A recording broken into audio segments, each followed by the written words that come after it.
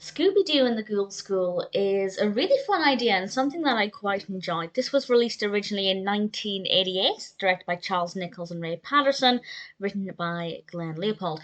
And Scooby, Shaggy, and little Scrappy, who I absolutely adore, are working as PE teachers or gym teachers in this school for little monsters.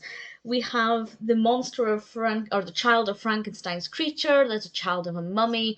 I won't spoil it by giving them all away because there are a lot of really fun characters. But they're there to teach them, and it's really interesting to see these different characters. I think for me, it definitely depended on those characters being really interesting. And they were, and they're very well animated, and they're really likable. And everything seems to be going well. Obviously, Shaggy and Scooby are a little bit creeped out by everything, especially the characters, but also the design of the school. It's got a very eerie atmosphere, but it's wonderful. But then something comes along, our antagonist, to threaten the safety of the girls, and it's up to the gang to save them and make sure that they're safe. And I will say no more.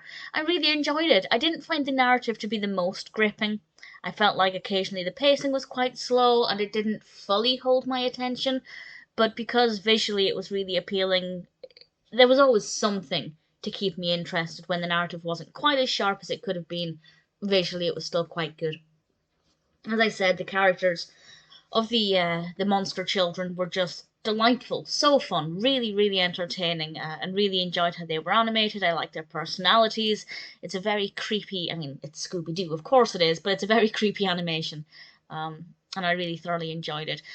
I don't think there's anything about this that I didn't like. There wasn't anything that didn't work for me. It may not be perfect, but I had a lot of fun with it. I thought it was a fun concept, very well executed. We have a great voice cast, including, to name just a few, we have Glynis Johns and Russie Taylor. Don Messick voices Scooby-Doo. Casey Kasem is Shaggy.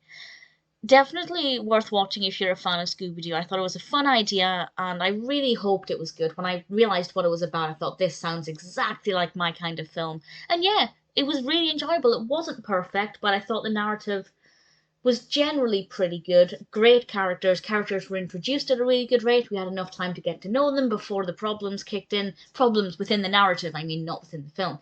Um, and in all, it ticked all of the right boxes. If you're a fan of Scooby Doo, I definitely recommend Scooby Doo and the Ghoul School.